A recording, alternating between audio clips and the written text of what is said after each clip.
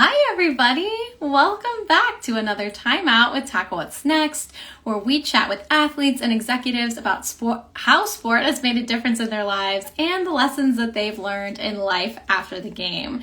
I'm your host, Danielle Berman. I am the founder and CEO of Tackle What's Next. So excited to be back with you guys. We have a great guest with us tonight. So thanks for being here. Thanks for taking a time out with us. And I'm excited to introduce our guest. So today we are talking to LaToya Fisher. LaToya is a former collegiate basketball player. She played 4 years at Shepherd University. She was a team captain. She was an ESPN Division II East Region Academic All-American, which is very impressive.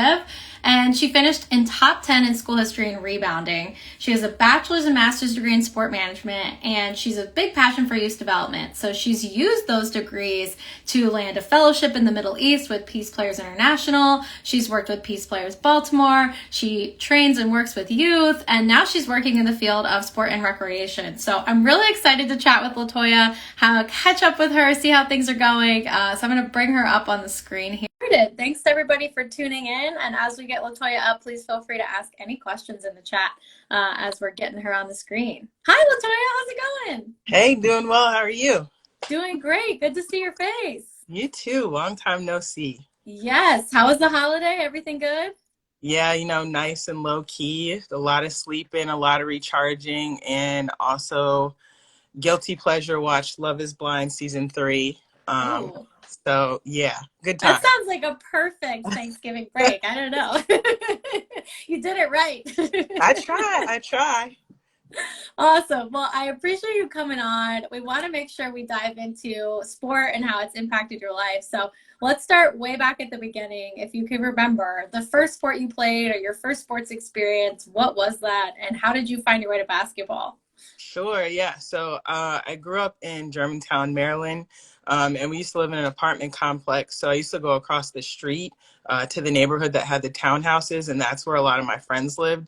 And there was a playground over there that had like a big open field, and a lot of times it was the boys that were out in the field, and they were like playing or racing or doing some type of sports game. So they did like football, baseball, tag, or this game we played called Jailbreak.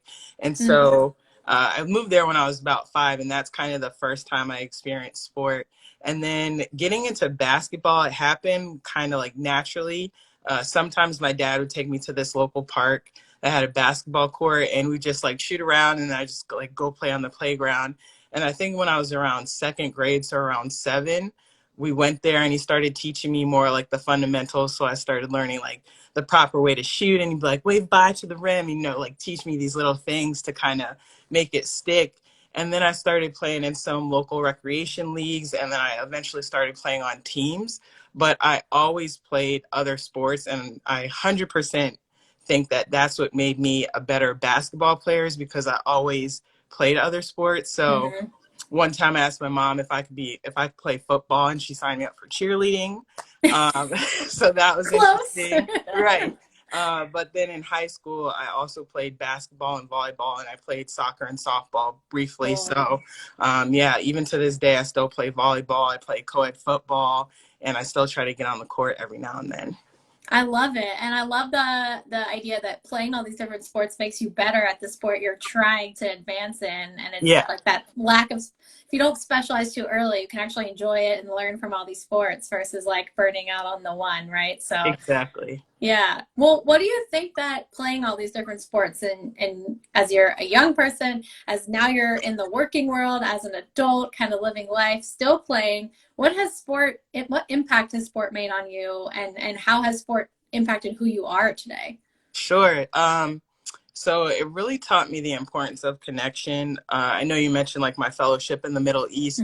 I also spent some time teaching English in South Korea for a year. Cool. And so despite that language barrier and the cultural differences in both of those places, basically like it was the power of sport and the fact that I played different sports that I was able to connect and bond with them.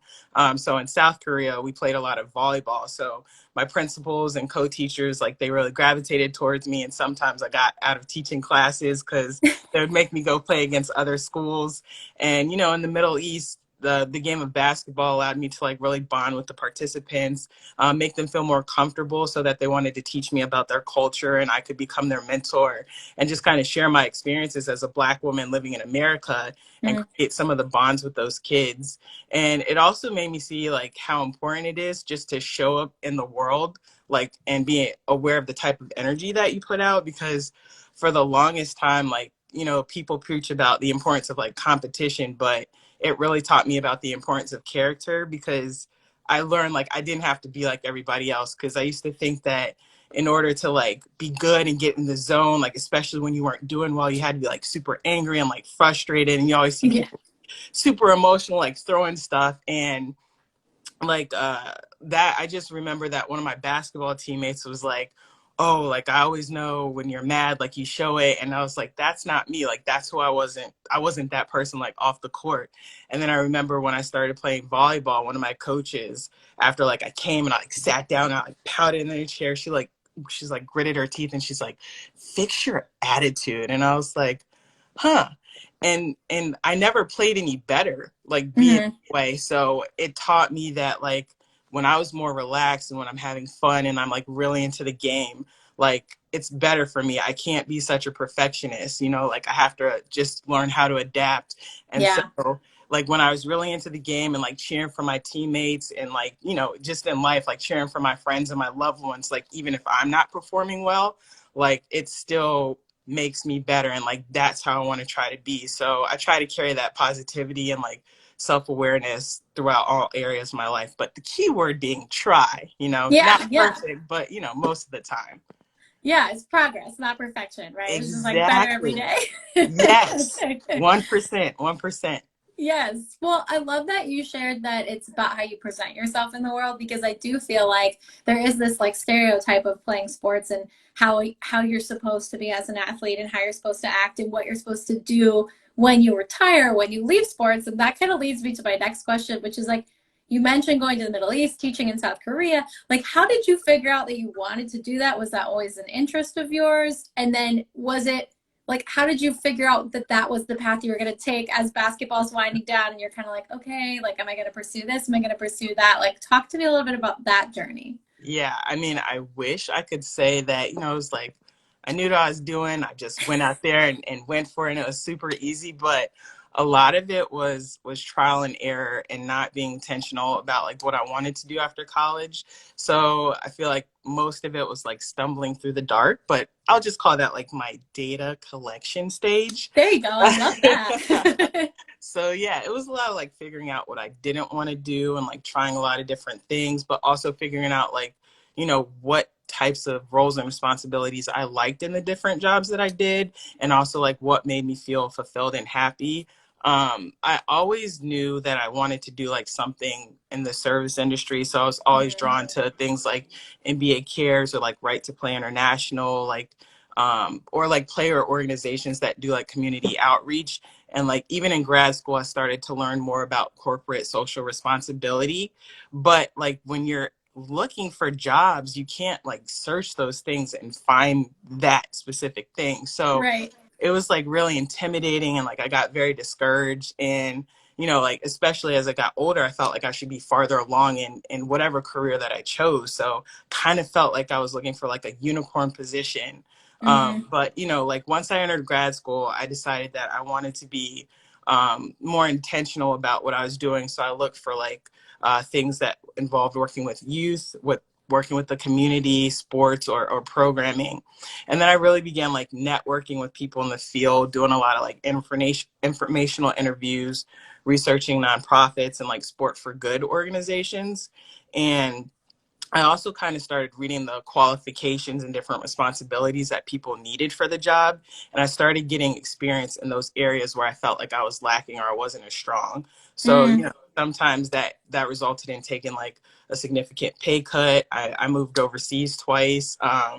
You know, just like really did whatever it took. And like even when I came back from my fellowship with Peace Players in the Middle East, it took me like 8 months to find a job. So during that time, I had like 5 part-time jobs because I wanted to be, you know, again, really intentional. So the flexibility to go and do interviews whenever I needed to do those. Um, Yeah.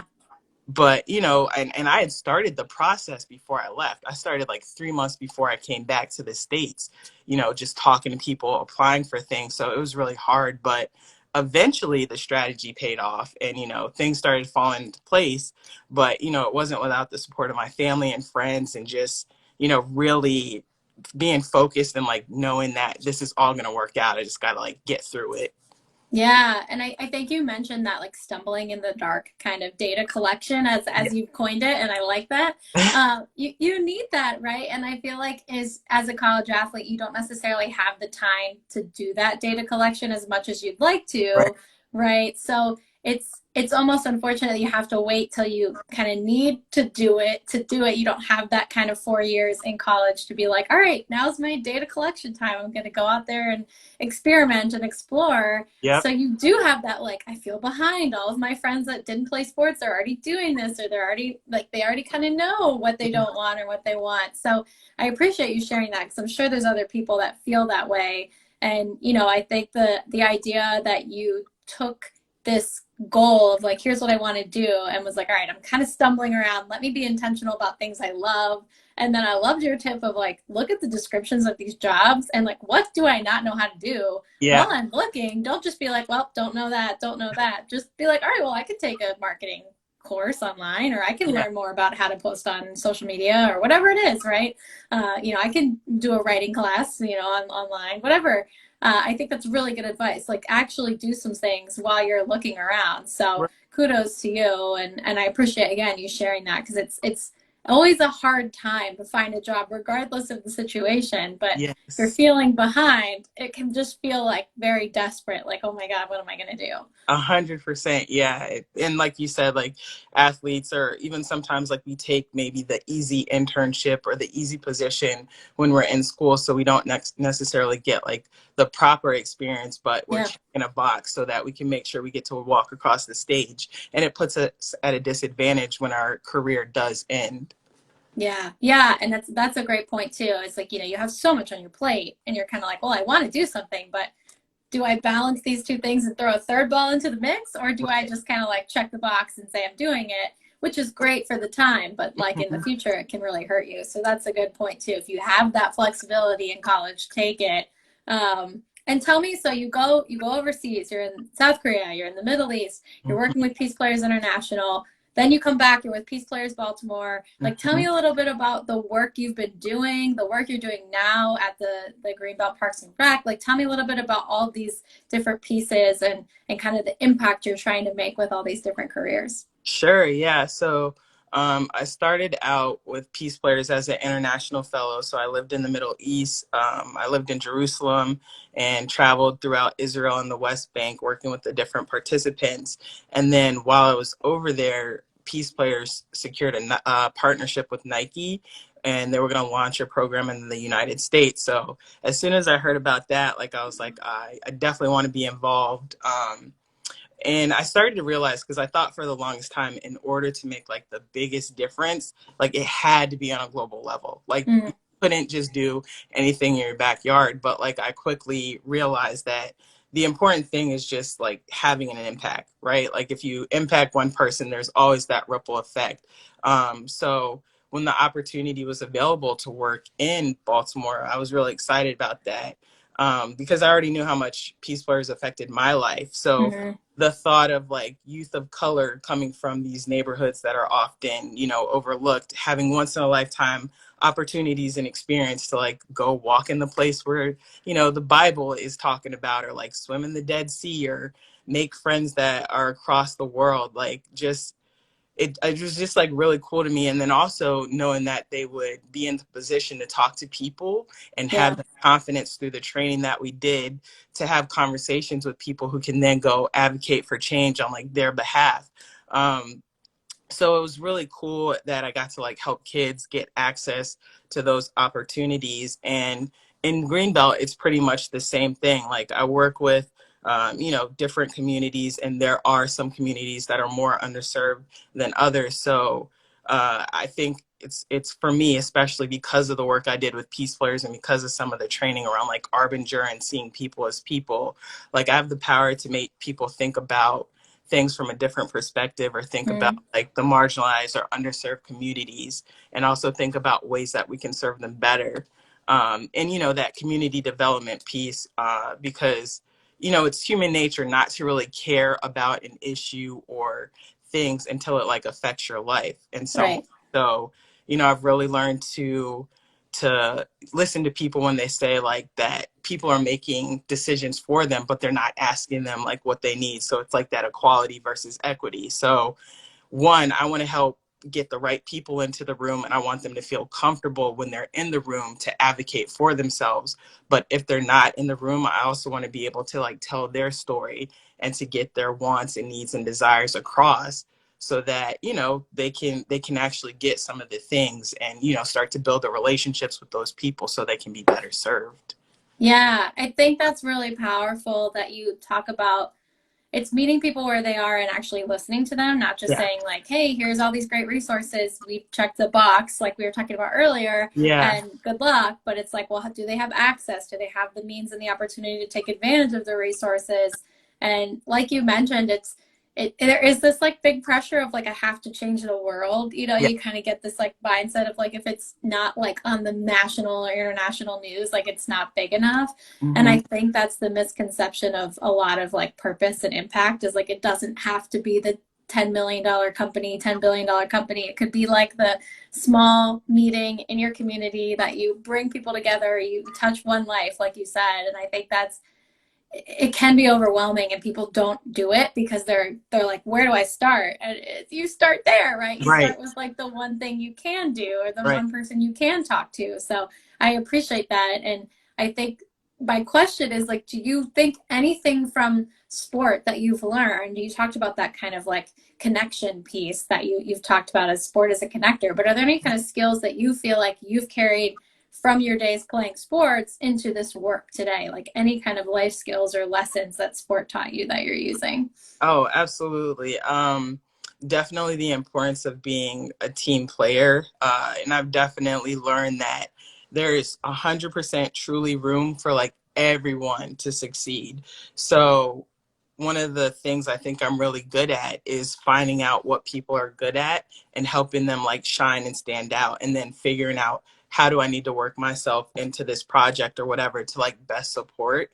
And I now can appreciate constructive criticism. When my dad first taught me about it when I was young, didn't love it so much, but Yeah. I seek it because I want to be the best version of myself. And I also like to see like the people I oversee and the employees. Like I want to know how they work best. Like what type of leaders have they had the best relationships with, and how do they like to be led. So I just really like try to make everybody around me better, because I know that's what a lot of my coaches and teammates did for me. And so I just really want to pay that forward, and I want everybody to show up as the best version of themselves.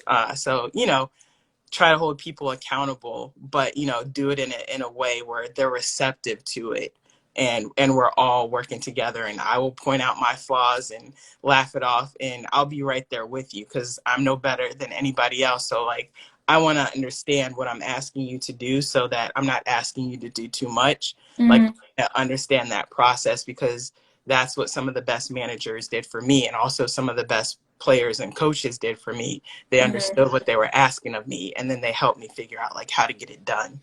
Yeah, that's a great way to look at it. Is I think a lot of times we think about like, oh, you delegate, you delegate, you delegate, but do you know what you're delegating? Do you know the time it's going to take? Do you know what that person's skill set is? Like, is this going to take them 40 hours when it could take someone else 10? Mm-hmm. And, I think that's a really good way to look at it is I'm holding you accountable, but also I want you to tell me about what this experience is like. So I know if I'm giving you or talking to you about something that you're on the same page that I'm on. And I do feel like sport gives you that opportunity to really make mistakes, to learn, to grow with a group of people. And you do get to know people's strengths and weaknesses and also just their load, like their bandwidth, right? I think that's Mm-hmm. really important. We all have different bandwidths. Some of us can take more or less, and it's not necessarily a good or a bad thing. It just is what that is. And sometimes you need to understand yours, and then also you need to understand the people around you so that you're not saying, well, I can't, so I'm going to put it on everybody else. Right. So that's a really, really interesting lesson. I've heard constructive criticism before. I've heard, like the team relationship, but that's a really cool way to look at it. And I think a lot of athletes probably have that skill and Hmm. see it coming up, but it's cool to hear it voiced out loud. So that's awesome. Thank you. Well, as we wrap up here, I have a couple more questions. And you kind of gave us a little bit of advice earlier. So I don't want to just see if there's anything else you feel like you want to add here Yeah. in terms of what you did or maybe wish you would have done as you were thinking about what's next, right? You talked about kind of doing that data collection period and kind Yeah. of looking around. Like, what do you wish you would have done, or what do you remember doing that you're like, oh, this actually really helped me, or this was a big step forward? Yeah. So yeah, one of the things we talked about is if you can take that one internship or something that might put you a little bit out of your comfort zone. Like, I feel that's really important. And like for a while, I was like kind of ashamed because Mm, I've done so many different things in various fields. But then I realized it really made me a jack of all trades, master of none, which made me more valuable. So like my first job out of college was in customer service, which taught me how to deal with public, which I do all the time now, especially in the recreation field. And then I had a job where I worked heavily with Excel, and we were making it do crazy things that it wasn't really supposed to be doing. And then when I was in the Middle East as a fellow, when we were doing the data collection and the spreadsheet was all jacked up, like I could look at those errors and I knew immediately how to fix them. Where like mm, my program manager that was over there, like it looked like a foreign language to her. So, she was really happy, for me to have that. And, also like working in small companies, it allowed me to like grow and learn how to like design presentations and do like marketing material, which helped give me a really good eye for like how things should look, as well as like teaching and coaching in other languages helped me to like adapt and relate, and make sure like when I do teach and I'm working with kids who there might be a language barrier, like to slow down or teach in a way that's like easier to understand, or make sure I'm using mm. samples and like walking through it. So like being in roles where I've had to do like writing and really just pay attention to details, creating programs, that helped me do a virtual camp when the pandemic was happening, and we Yeah. did a camp on Zoom across the United States.